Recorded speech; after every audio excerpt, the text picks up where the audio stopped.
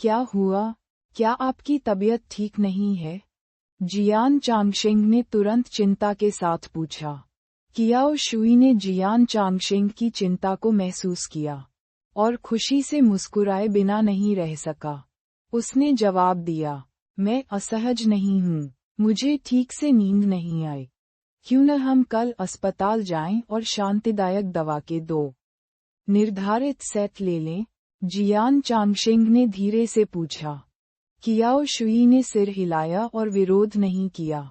नहाने के बाद दोनों बिस्तर पर लेट गए। जियान चांगशेंग ने चश्मा पहना और टेबल लैंप की रोशनी से अपने हाथ में अनुबंध को पलटा। कियाओ शुई बिस्तर के फ्रेम के सामने झुक गई और सोना नहीं चाहती थी। वह सिर्फ जियान चांगशेंग से बात करना चाहती थी। बात करने के लिए कोई विषय ढूंढने से पहले उसने एक पल के लिए सोचा। चांगशेंग, मैंने कल ईस्ट सी रियल एस्टेट के बारे में खबर देखी। ऐसा लग रहा था कि निर्माण स्थल पर कोई दुर्घटना हुई है। कियाओ शुई ने आमतौर पर कभी भी व्यावसायिक समाचार पत्र नहीं पढ़े, लेकिन उसने जियान चांगशेंग से ईस्ट सी रियल एस्टेट के बारे में 1 से अधिक बार सुना था। वह विशेष रूप से चिंतित थी कि जियान चांगशेंग ने क्या कहा था। इसलिए जब उसने गलती से अखबार के पहले पन्ने पर ईस्ट सी रियल एस्टेट देखा, तो उसने उसे उठाया और पढ़ा। संयोगवश अब वह सोने से पहले उससे बात कर सकती थी। जियान चांगशेंग स्तब्ध रह गया। उन्हें उम्मीद नहीं थी कि कियाओ शुई रियल एस्टेट समाचारों की परवाह करेंगे। तुम्हें ये भी पता है? जियान चांगशेंग ने कियाओ शुई की ओर देखा और धीरे से मुस्कुराया। कियाओ शुई ने सिर हिलाया और धीरे से कहा, मैंने इसे दुर्घटनावश देखा। हाल ही में ईस्ट सी रियल एस्टेट के बारे में कुछ अजीब हुआ है। ऐसा लगता है कि उन्होंने किसी को नाराज कर दिया है। किसी ने गुप्त रूप से उनके लिए परेशानी पैदा की है। जियान चांगशेंग ने दस्तावेज को देखना जारी रखा और कहा। जब कियाओ शुई ने ये सुना, तो उसे तुरंत दिलचस्पी हुई। कुछ अजीब? क्या ये चीजें अक्सर निर्माण स्थलों पर नहीं होती? जियान चांगशेंग ने ऊपर देखा और आह भरी। आपने खबर सुनी है ना?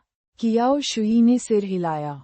जियान चांगशेंग ने कहा, 1 हफ्ते से भी कम समय में उनकी कंपनी में पहले ही 3 निर्माण दुर्घटनाएं हो चुकी हैं।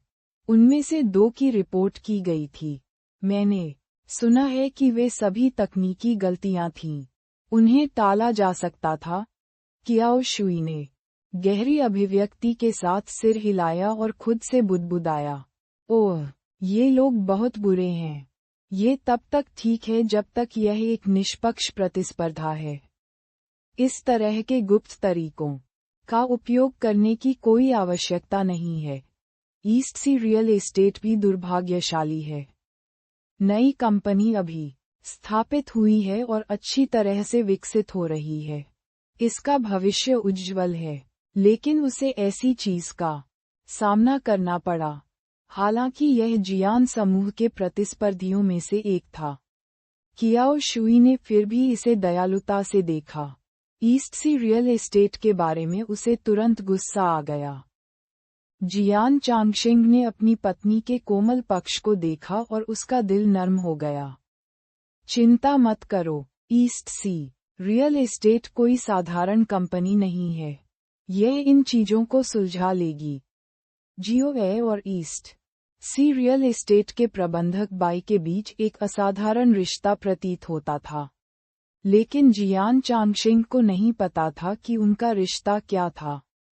हालांकि उन्होंने सोचा कि उनकी बेटी को पूर्वी सागर से कोई लेना देना नहीं होना चाहिए रियल एस्टेट। इसलिए उन्हें इस मामले की बहुत कम परवाह थी। जैसा कि उन्होंने कहा था, ईस्ट सी रियल एस्टेट सरल नहीं था। उन्हें इस मामले का कोई समाधान सोचना चाहिए। अगले दिन जियान समूह पर सुनामी की तरह आपदा आ गई।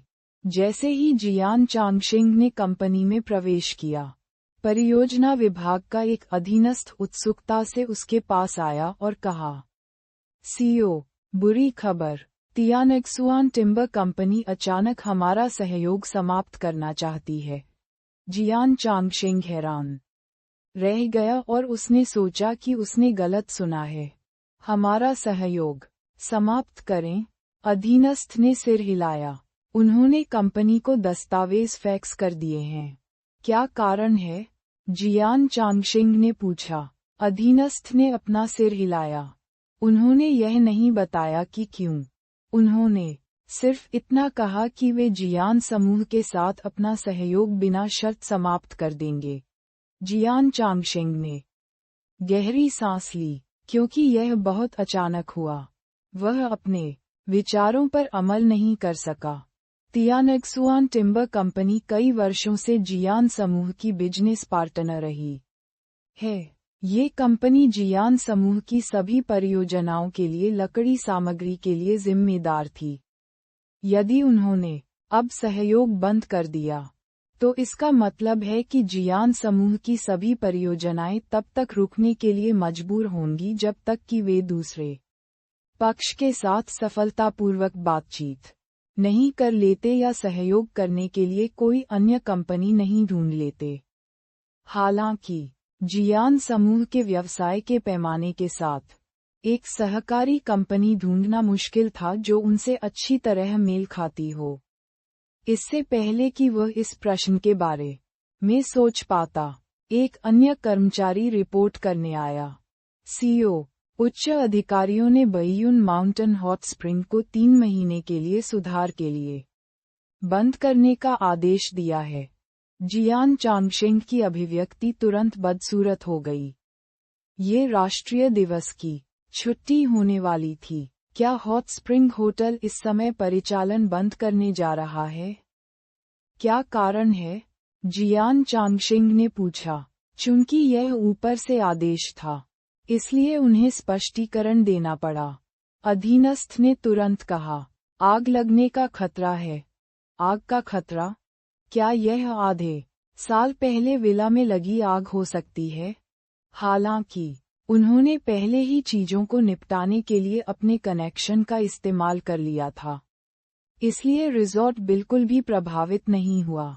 उन्होंने अचानक उन्हें 3 महीने के लिए कारोबार बंद करने के लिए क्यों कहा? दुर्भाग्य अकेले या जोड़े में नहीं आता। फिर कोई व्यक्ति रिपोर्ट करने आया।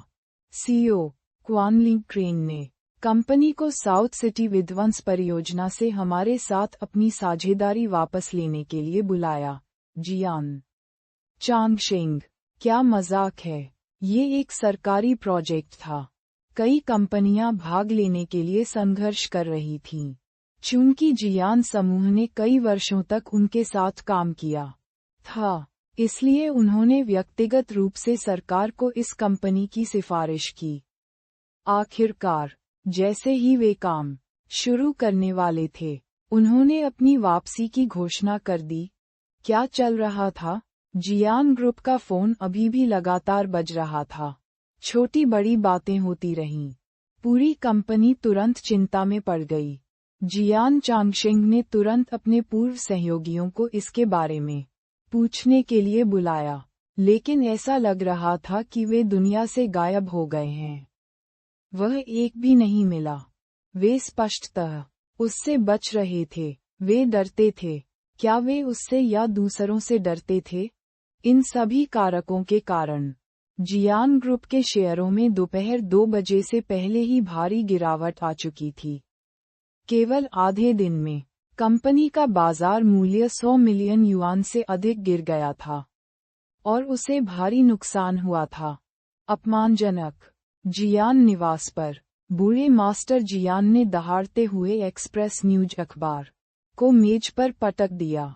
बैयून शहर के एक सेलिब्रिटी कॉरपोरेशन जियान ग्रुप के सभी शेयरों में गिरावट की खबर आज सुर्खियों में आई। जहां तक विशिष्ट कारण का सवाल है, एक्सप्रेस न्यूज ने बताया कि वे अभी भी आगे की जांच कर रहे हैं।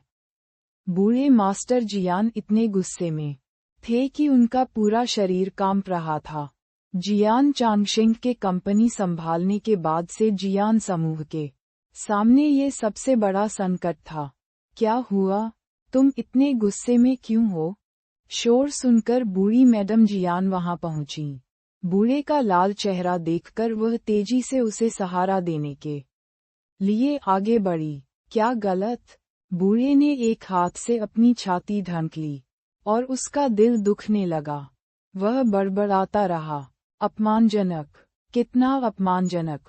बुढ़िया ने बूढ़े आदमी को सोफे पर वापस लाने में मदद की और पढ़ने के लिए मेज पर रखा अखबार उठाया। वह स्तब्ध थी। क्या चल रहा है? ऐसा क्यों हो रहा है? बूढ़े ने अपना कांपता हुआ हाथ उठाया और घर के लैंडलाइन की ओर इशारा किया। आप सचिव वांग को बुलाओ, जल्दी करो। जब बुढ़िया ने ये सुना तो वह जल्दी से लैंडलाइन पर गई और अपना चश्मा लगा लिया। उसने वांग यांग का फोन नंबर खोजा और उसे डायल किया। फोन उठाने से पहले कई बार घंटी बजी। सचिव वांग, अरे 1 मिनट रुकें, बूढ़ा आदमी आपको ढूंढ रहा है। जैसे ही उसने बात की, बुढ़िया फोन लेकर ओल्ड मास्टर जियान के पास गई और रिसीवर उसे सौंप दिया। बूढ़े मास्टर जियान ने फोन लिया और सख्ती से पूछा, जियो वांग, क्या हो रहा है? इस समय जियान समूह अभी भी उलझन में था। वांग यांग इतना व्यस्त था कि वह कुछ नहीं कर सका, लेकिन उसे बूढ़े व्यक्ति को समझाना पड़ा, उसे ये बताने के बाद कि आज क्या हुआ था। बूढ़ा मास्टर जियान गुस्से में गिर गया और लगभग बेहोश हो गया। वांग यांग ने शांति से विश्लेषण किया, एल्डर जियान, जो आपने मुझसे करने के लिए कहा था उसे न करने के लिए मुझे दोष न दें। लेकिन मैं अनुमान लगाता हूं कि यह मामला ईस्ट सी रियल एस्टेट से संबंधित होना चाहिए। जो 2 समाचार पत्र मुझे पहले मिले थे, उनके लाइसेंस कल अचानक रद्द कर दिए गए थे। वे बइयुन शहर में आधिकारिक समाचार पत्र हैं। उन्हें इतनी आसानी से कैसे रोका जा सकता है? मुझे लगता है कि आज जियान ग्रुप के साथ जो हुआ उसके पीछे ईस्ट सी रियल एस्टेट का हाथ है। उन्हें पहले ही मेरी जांच करनी चाहिए थी और वे जवाबी कार्रवाई कर रहे हैं। ये कहने के बाद वांग यांग गहरी आहें भरने के अलावा कुछ नहीं कर सके। सीईओ अब तक अंधेरे में थे, लेकिन अगर यह मामला उजागर हुआ तो शायद उनकी नौकरी चली जाएगी। जब ओल्ड मास्टर जियान ने वांग यांग की बातें सुनी, तो उन्होंने अविश्वास में अपनी आंखें चौड़ी कर लीं। क्या ईस्ट सी रियल एस्टेट इतना सक्षम था? केवल एक दिन में इसने जियान समूह पर इतना बड़ा प्रभाव डाला? उसे इस पर विश्वास नहीं हुआ। हालांकि भले ही वह इस पर विश्वास नहीं हुआ, वह समझ नहीं पाया कि क्या गलत था। चांगशेंग कहाँ है? उसने कैसे प्रतिक्रिया दी? बूढ़े मास्टर जियान ने अपने आंदोलन को दबाया और पूछा।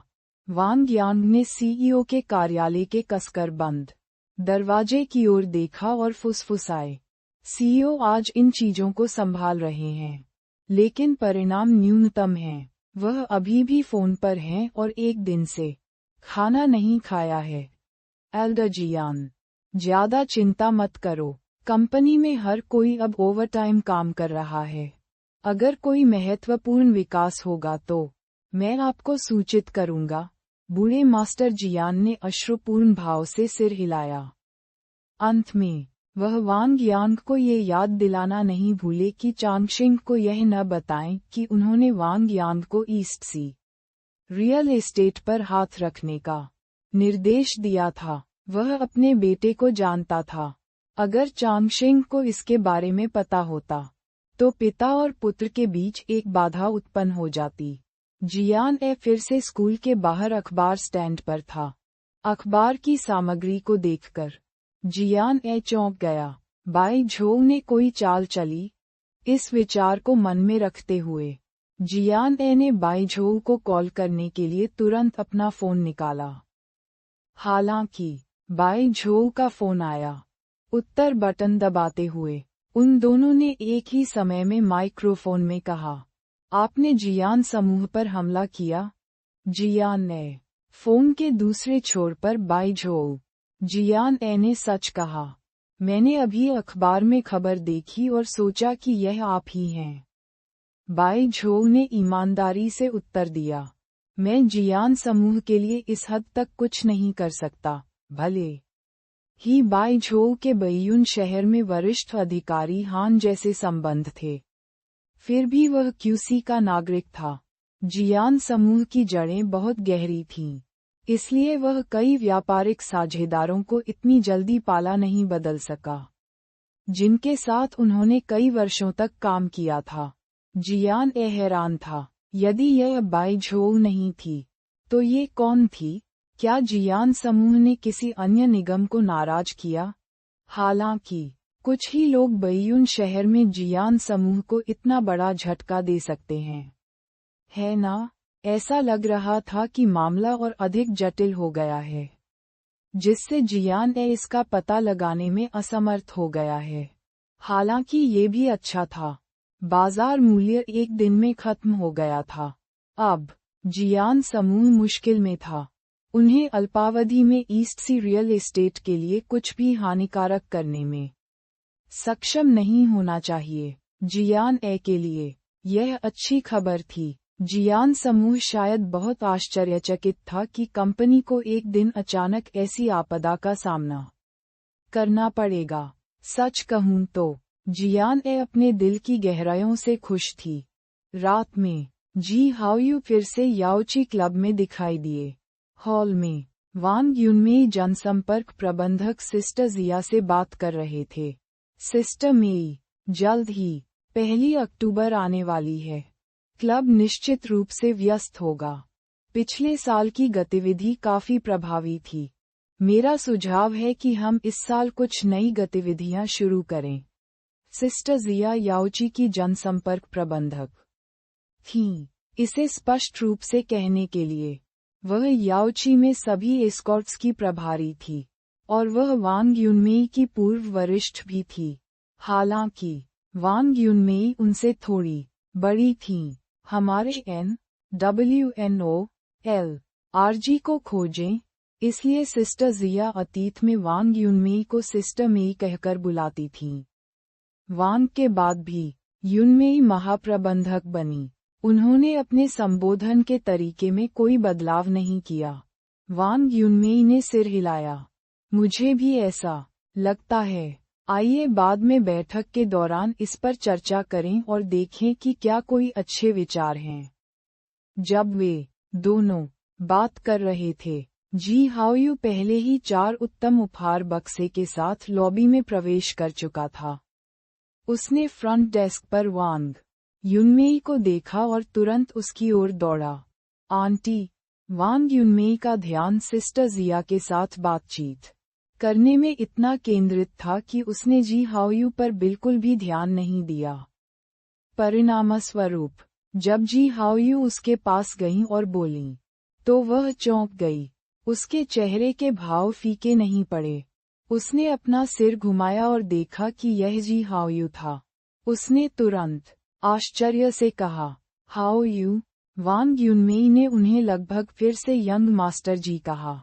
सौभाग्य से, उसने तुरंत सोचा। जब सिस्टर जिया ने जी हाओयू को देखा, तो वह चौंक गई। जब उसने वांग युनमेई को यंग मास्टर जी को उसके उपनाम से बुलाते हुए सुना, तो उसने आश्चर्य से वांग युनमेई की ओर देखा।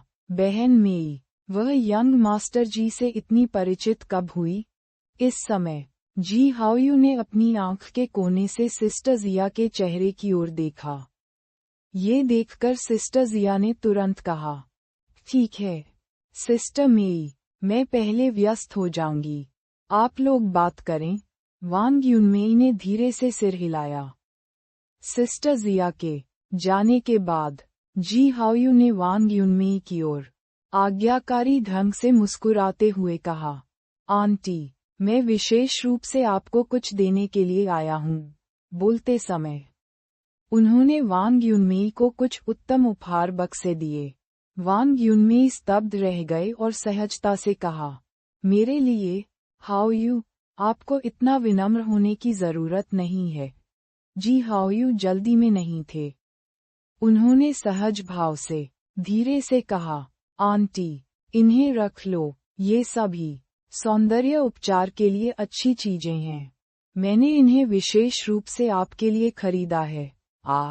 आंटी के पास घर में किसी चीज की कमी नहीं है। देखो, आपने इसके लिए एक विशेष यात्रा भी की। वांग युनमेई बेबसी से मुस्कुराई, लेकिन फिर भी वह इसे लेने के लिए आगे बढ़ी। विचारशील होने के लिए धन्यवाद।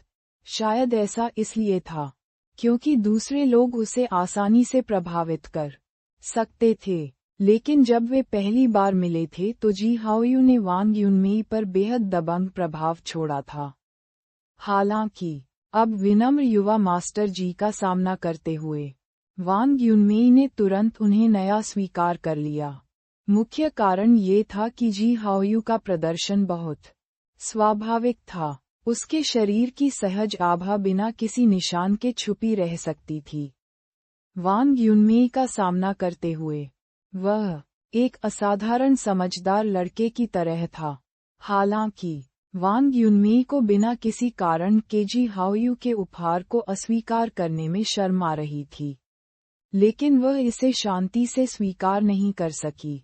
उसने तुरंत जी हाओयू से कहा, जब मेरे पास समय होगा, आंटी आपको भोजन कराएंगी। मुझे आपको ठीक से धन्यवाद देने का मौका दीजिए। जब जी हाओयू ने ये सुना, तो उसकी आंखें चमक उठीं। उसने सिर हिलाया और सहमति जताई। ठीक है, मैं भी तुम्हारा खाना बनाने का प्रयास करूंगा। जियोए हमेशा तुम्हारे खाना पकाने की प्रशंसा करती है। जियान ए का वॉइस ओवर। वाह, क्या तुम बेशर्म नहीं हो? मैंने तुमसे ऐसा कब कहा? वांग युनमेई ने मुस्कुराते हुए कहा, उसकी बकवास मत सुनो। आंटी केवल कुछ घर के बने व्यंजन बनाती हैं। मैं बाहर के रेस्तरां में शेफ से तुलना नहीं कर सकता। जी हाओयू ने उत्तर दिया, मुझे घर का बना खाना पसंद है। इस समय जी हाओयू ने वांग युनमेई को पूरी तरह से भटका दिया था। वह तुरंत जोर से हंस पड़ी। ठीक है, अगर तुम्हें खाना पसंद है तो कभी भी आंटी के घर खाना खाने आ जाना। आंटी तुम्हारे लिए खाना बनाएंगी। आंटी, चलो फ़ोन नंबरों का आदान प्रदान करते हैं। जब यह आपके लिए सुविधाजनक हो, तो मुझे कॉल करें, जी हाओयू ने कहा। वांग युनमेई स्वाभाविक रूप से मना नहीं करेंगे। उसने तुरंत जी हाओयू के साथ संपर्क विवरण का आदान प्रदान किया। वे दोनों काफी देर तक बातें करते रहे और हंसते रहे। कई ग्राहक, जिन्होंने पहले जी हाओयू को देखा था, हॉल से गुजरे और वांग युनमेई को आश्चर्य से देखने के अलावा कुछ नहीं कर सके। मैनेजर वांग यंग मास्टर जी के इतने करीब थे, जब तक जी हाओयू ने वांग युनमेई को अलविदा नहीं कहा और चले गए। सिस्टर जिया, जो दूर से देख रही थी, फिर से वापस आ गई। सिस्टर मेई, क्या हो रहा है? आप यंग मास्टर जी के इतने करीब कब आ गईं? सिस्टर जिया ने चौंकते हुए पूछा। वांग युनमेई बेबसी से मुस्कुराए और सच कहा, नहीं, हाओयू मेरी बेटी के करीब है। अपनी बेटी? सिस्टर जिया दंग रह गई। क्या आपकी बेटी अभी हाई स्कूल में नहीं है? वांग युनमेई ने कहा, हाँ, मुझे नहीं पता कि वे दोस्त कैसे बने। सिस्टर जिया ने दरवाजे की ओर देखा जहां जी हाओयू की आकृति अविश्वसनीय अभिव्यक्ति के साथ गायब हो गई थी। उसने आश्चर्य से सिर हिलाया। मुझे उम्मीद नहीं थी कि युवा मास्टर जी इतने सौम्य होंगे। हर कोई कहता है कि उनका स्वभाव अजीब है। मैं अभी दूर से देख रहा था और डर था कि वह अचानक भड़क उठेंगे। हा। जब वांग युनमेई ने ये सुना तो वह हंसे बिना नहीं रह सकी। भले ही उसका स्वभाव अजीब हो, उसे एक पल हंसना और दूसरे पल गुस्सा नहीं करना चाहिए। आप उसे बहुत ज्यादा राक्षसी बना रहे हैं। मुझे लगता है कि यह बच्चा काफी अच्छा है। सिस्टर जिया ने यंग मास्टर जी के बारे में कुछ भी बुरा कहने की हिम्मत नहीं की। उसकी नज़र तुरंत वांग युनमेई के हाथ में मौजूद उत्तम उपहार बक्सों पर पड़ी। क्या यंग मास्टर जी ने इन्हें आपके लिए खरीदा है? वांग युनमेई ने सिर हिलाया। वे ऐसी चीजें हैं जो महिलाएं खाती हैं। मुझे नहीं पता कि वे क्या हैं। उन्हें खोलो और मुझे देखने दो। बहन जिया उपहार बक्से लेने के लिए इंतजार नहीं कर सकी और फ्रंट डेस्क में प्रवेश कर गई। उसने 4 उपहार बक्से खोले। वे थे रक्त पक्षी का घोंसला, गधे की खाल का जेलेटिन, जिनसिंग और कॉर्डिसेप्स। सिस्टर मेई, वे सभी आपके लुक के लिए अच्छे हैं।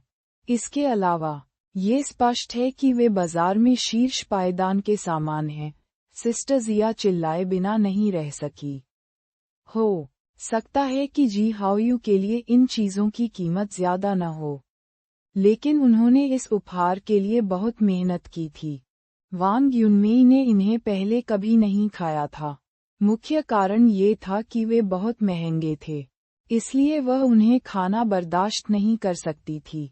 उसे उम्मीद नहीं थी कि पहली बार वह उन्हें जी हाओयू की वजह से खा सकेगी। सिस्टर जिया ने उपहार बक्सों को फिर से लपेटा और कहा, सिस्टर मेई, उन्हें अभी फ्रंट डेस्क पर छोड़ दो। आज रात काम के बाद उन्हें ले जाना मत भूलना। वांग युनमेई ने सहमति में सिर हिलाया, लेकिन वह पहले से ही सोच रही थी कि जी हाओयू को भोजन के लिए घर पर कब आमंत्रित किया जाए। उसे अभी भी एक समय चुनना था जब जियो एबी वापस आ सके। शनिवार को रोज एंटरटेनमेंट का इंटरव्यूइंग नाइट के लिए आखिरी ऑडिशन आयोजित किया गया था। तार्किक रूप से कहें तो कंपनी के आंतरिक ऑडिशन गुप्त रूप से आयोजित किए गए थे, और पिछले ऑडिशन वास्तव में ऐसे ही थे। हालांकि इस बार यह अलग था। हालांकि जियान ए ने अंतिम समय में यूं बुयाओ को आमंत्रित किया, फिर भी रोज एंटरटेनमेंट ने तुरंत खबर जारी कर दी। सुबह तक देश के सभी प्रमुख मनोरंजन मीडिया उमड़ पड़े। उन्होंने जल्दी ही ऑडिशन स्थल के बाहर डेरा डाल दिया और यूं बुयाओ के आने का इंतजार करने लगे। आयोजन स्थल पर ऑडिशन निमंत्रण प्राप्त करने वाली मनोरंजन कंपनियों ने जल्दी तैयारी करने के लिए अपने कलाकारों को लाने के लिए लोगों को भेजा। पिछले ऑडिशन में केवल जियान यी तीसरी महिला प्रधान लुओ यूं के लिए प्रतिस्पर्धा कर रही थी। जियान यी को साथ लाने वाले मैनेजर का नाम डोंगजी था। वह रोज एंटरटेनमेंट में एक शीर्ष प्रबंधक भी थे। वह वही था जो युआन गुआंग को अपने साथ लाया था। भाई जी, मैं थोड़ा घबराया हुआ हूँ। जियान यी ने बेचैनी से अपनी मुठियां भींच लीं। उसके होंठ थोड़े पीले थे और वह घबराई हुई लग रही थी। वह कोई दिखावा नहीं कर रही थी।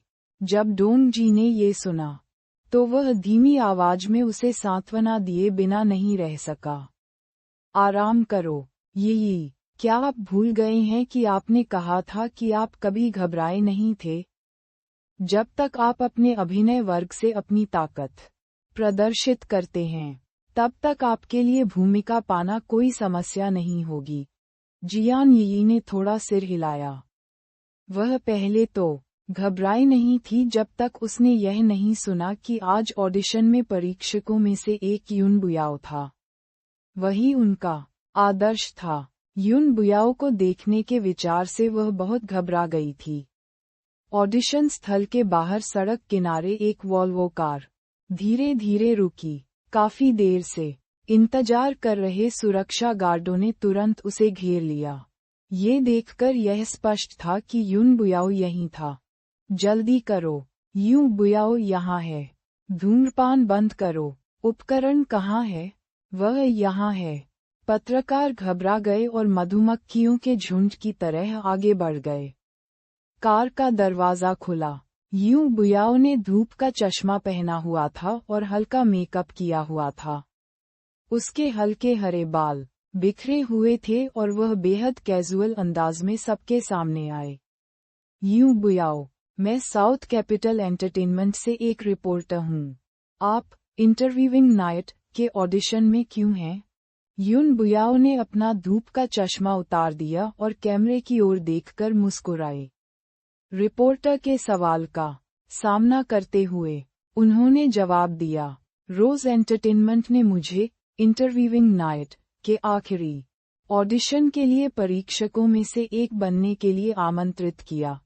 यह उनके लिए सेक्ट मास्टर को कंपनी को बढ़ावा देने में मदद करने का एक अच्छा अवसर था। यून बुयाओ हमेशा की तरह जल्दी से नहीं निकले, बल्कि पत्रकारों से बातचीत की। रिपोर्टर यून बुयाओ, मैंने सुना है कि इस फिल्म में नए कलाकारों की भरमार है। क्या आप फिल्म में कैमियो करेंगे? यून बुयाओ रहस्यमय तरीके से मुस्कुराया। यह असंभव नहीं है। रिपोर्टर, रोज एंटरटेनमेंट एक नई कंपनी है जिसे अभी आधे साल से भी कम समय के लिए स्थापित किया गया है। एशिया में ए-लिस्ट सुपरस्टार के रूप में आप उनके नए प्रोजेक्ट का समर्थन करने के इच्छुक क्यों हैं? क्या दूसरी पार्टी ने आपको उच्च पारिश्रमिक दिया है? यून बुयाओ ने मुस्कुराना जारी रखा और जवाब दिया, आपने गलत अनुमान लगाया है। मैं मुफ्त श्रम कर रहा हूँ। मैं चीनी फिल्मों की नई आशा में योगदान देना चाहता हूँ। इसके अलावा गुलाब एंटरटेनमेंट एम ग्रुप की सहायक कंपनी है। मेरा मानना है कि हर किसी को अभी भी याद है कि लैंगक्सी गाला में क्या हुआ था। मेरा अच्छा दोस्त एम ग्रुप का एक वरिष्ठ कार्यकारी है, इसलिए मैं उसके लिए भी यह कर रहा हूँ। पत्रकारों ने कुछ और प्रश्न पूछे और यूं बुयाओ ने मुस्कुराते हुए उन सभी का उत्तर दिया। अंत में उसने भी उनका सहयोग किया और विभिन्न कोणों से तस्वीरें लीं। जब पत्रकार संतुष्ट हो गए, तो वह सुरक्षा गार्डों की निगरानी में ऑडिशन भवन में चली गईं। यूं बुयाओ यहाँ है। वेटिंग हॉल में किसी ने चिल्लाया और शोर मचाने वाली भीड़ तुरंत एक पल के लिए शांत हो गई। केवल जब उन्होंने यूं बुयाओ को सुरक्षा गार्डों से घिरे हुए धीरे धीरे अंदर आते देखा तो वे अचानक जाग गए। ये यूं बुयाओ है। मुझे लगा कि आयोजकों ने इस खबर को बढ़ा चढ़ाकर पेश किया है। हे भगवान, मैं उसे व्यक्तिगत रूप से देख रहा हूँ। वह व्यक्तिगत रूप से बहुत सुंदर है। मैं रोने वाला हूँ। जब उन्होंने यूं बुयाओ को देखा तो इन लोगों का उत्साह उमड़ पड़ा। ये नवागंतुक जो अभिनेता और अभिनेत्री बनने के लिए दृढ़ थे, निस्संदेह उनके दिलों में यूं बुयाओ थे। यूं बुयाओ ने भीड़ की ओर हाथ हिलाया और धीरे से चिल्लाया, सभी को शुभकामनाएं। फिर वह ऑडिशन स्थल में दाखिल हुई।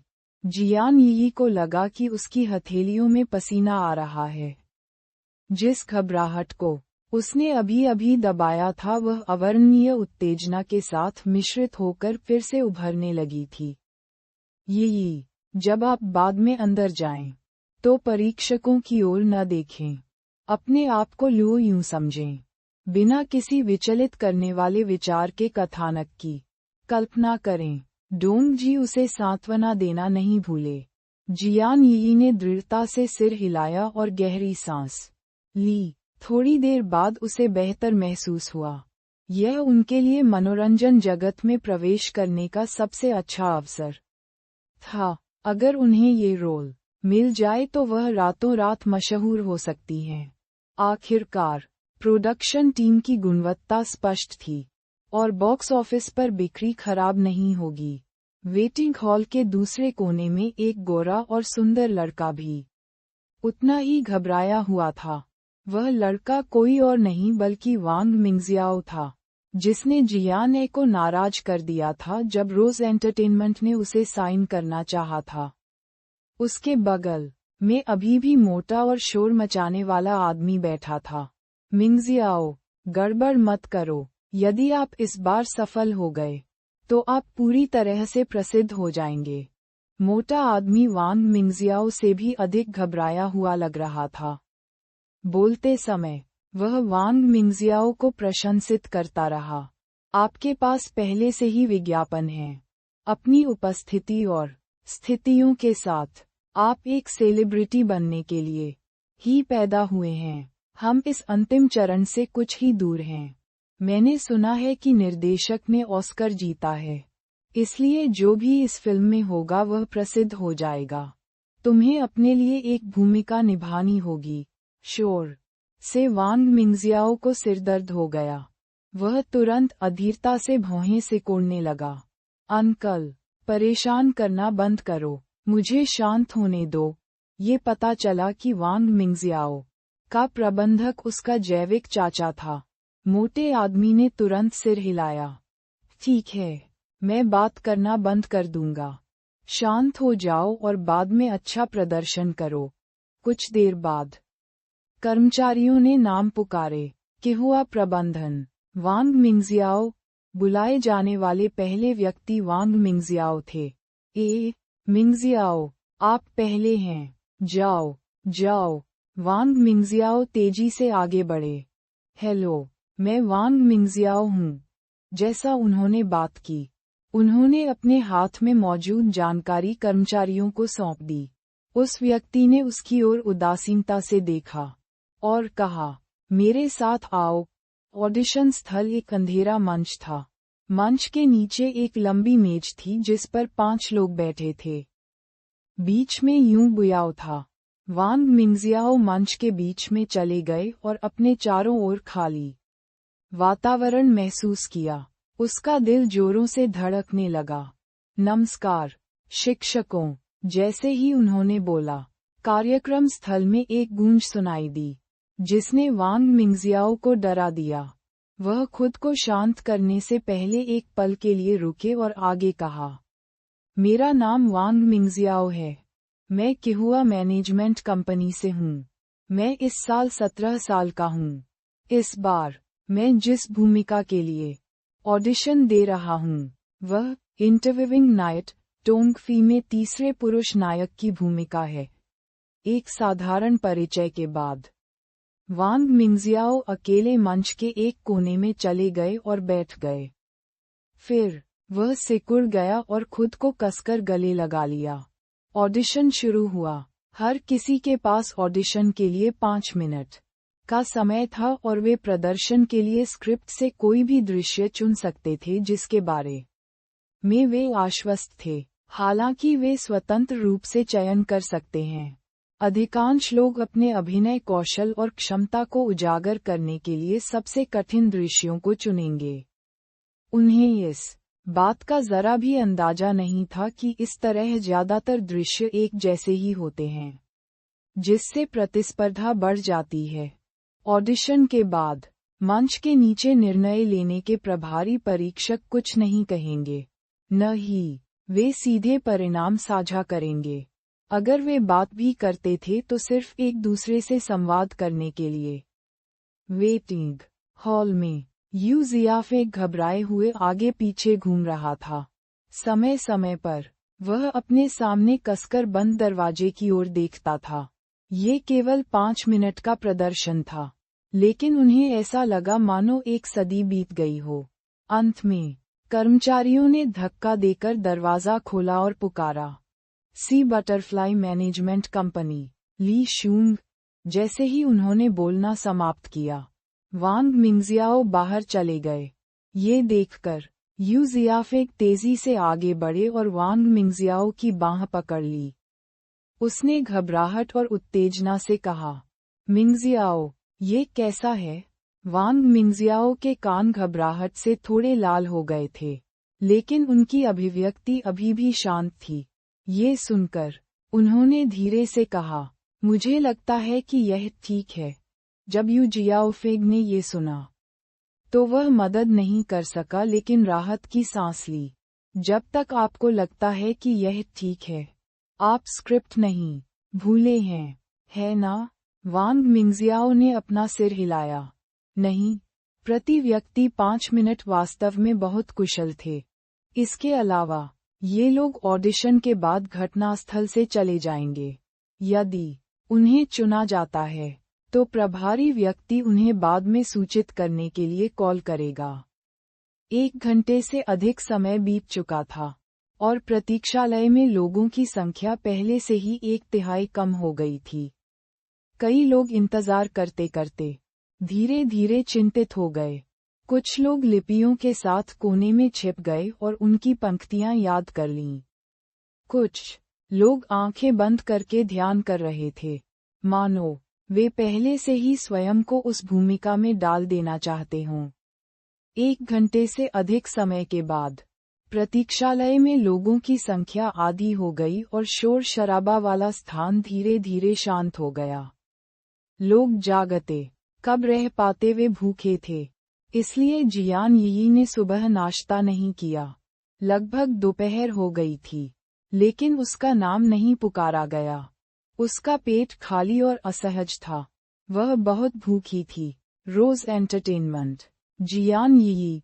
आखिरकार स्टाफ ने उसका नाम पुकारा। जब अन्य कलाकार जो वहां से नहीं गए थे, उन्होंने रोज एंटरटेनमेंट का नाम सुना, तो उन्होंने जियान यी की ओर देखा, क्योंकि हर कोई जानता था कि इस फिल्म के लिए निवेश कंपनी रोज एंटरटेनमेंट थी। मंच पर चलते हुए जियान यी ने अपना सिर नीचे किया और गहरी सांस ली। उसने फिर ऊपर देखा तो उसकी आंखें चमक रही थीं। नमस्कार शिक्षकों, मेरा नाम जियान यी है। मैं रोज एंटरटेनमेंट से हूँ। जिस भूमिका के लिए मैं आज ऑडिशन दे रहा हूँ वह इंटरव्यूइंग नाइट में तीसरी महिला प्रधान भूमिका है।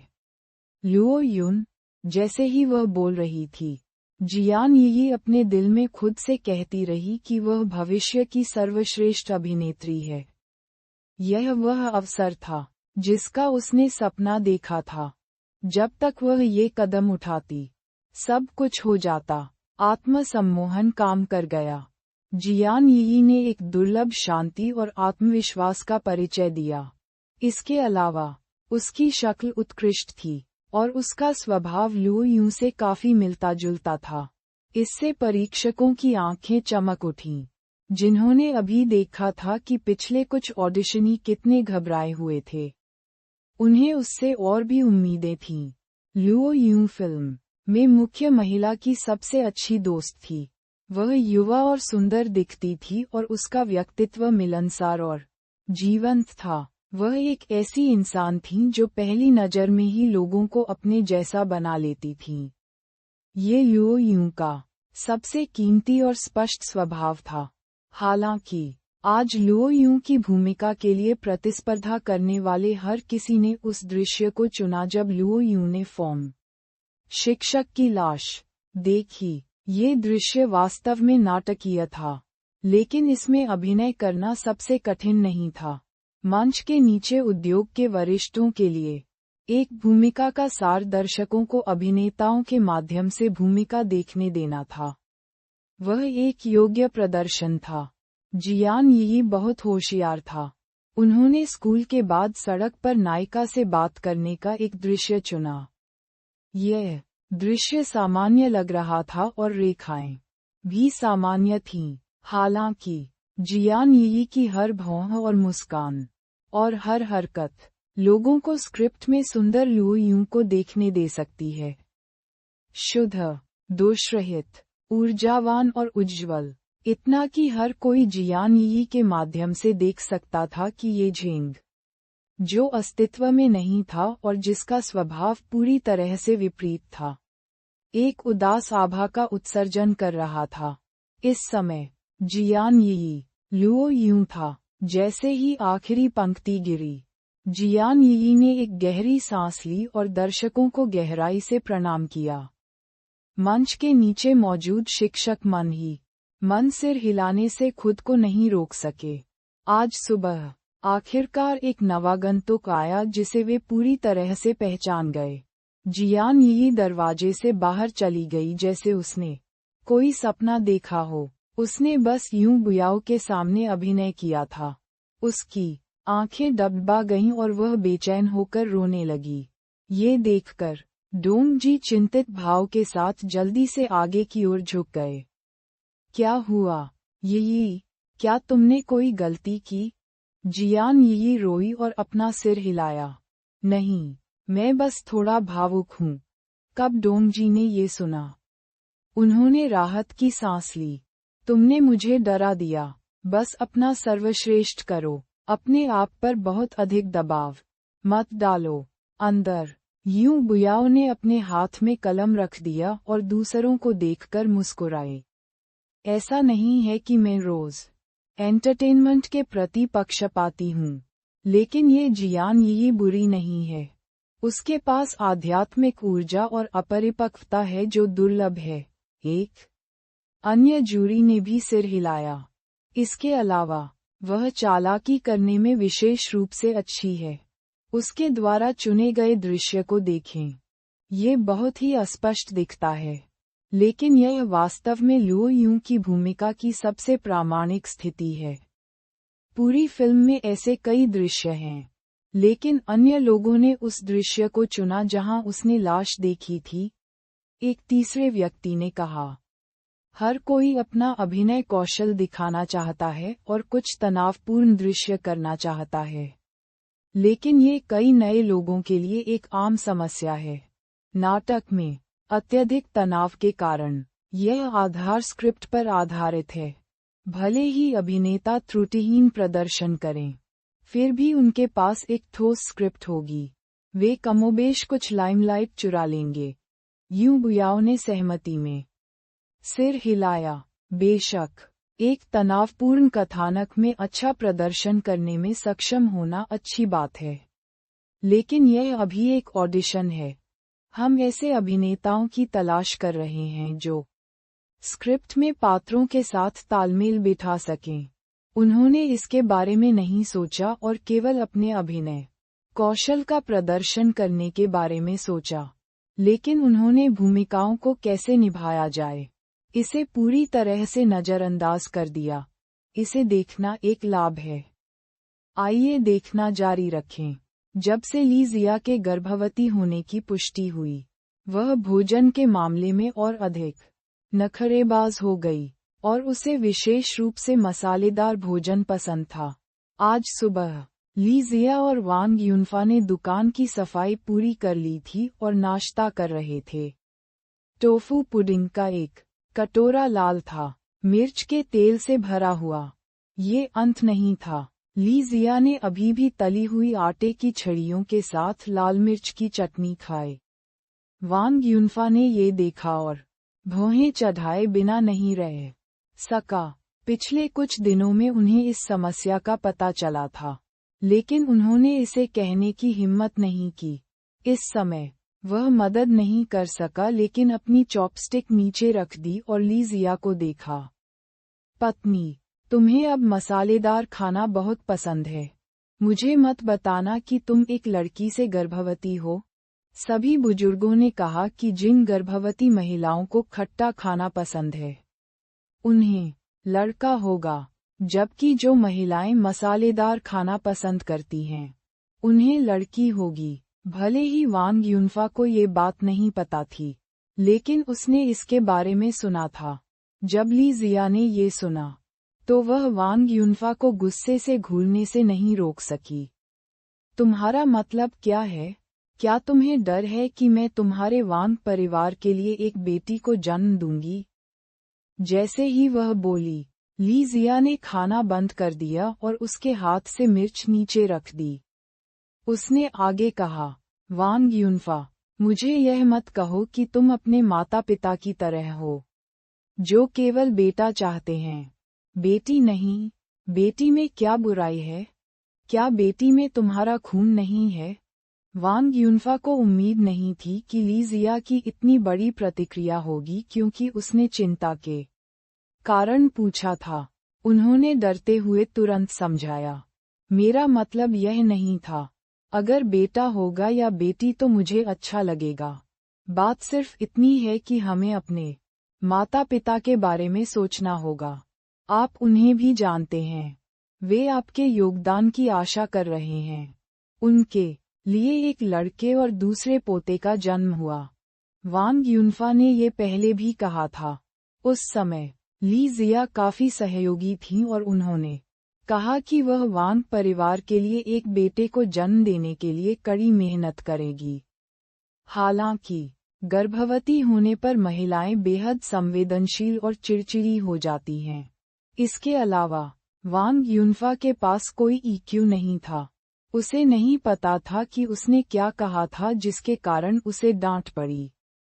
अभी कुछ ऐसा ही नजारा था। वांग युनफा की बातों से ली जिया इतनी नाराज हुई कि उन्होंने सख्ती से कहा, अगर उन्हें लड़के पसंद हैं, तो वे उन्हें खुद जन्म दे सकती हैं। जब मैं एक बच्चे को जन्म दूं तो मुझे आपके माता पिता की भावनाओं की परवाह क्यों करनी चाहिए? मेरे माता पिता को भी लड़कियां पसंद हैं। तुम्हें मेरे माता पिता की परवाह क्यों नहीं है? तुम किस बारे में बात कर रहे हो? मेरे माता पिता कितने साल के हैं?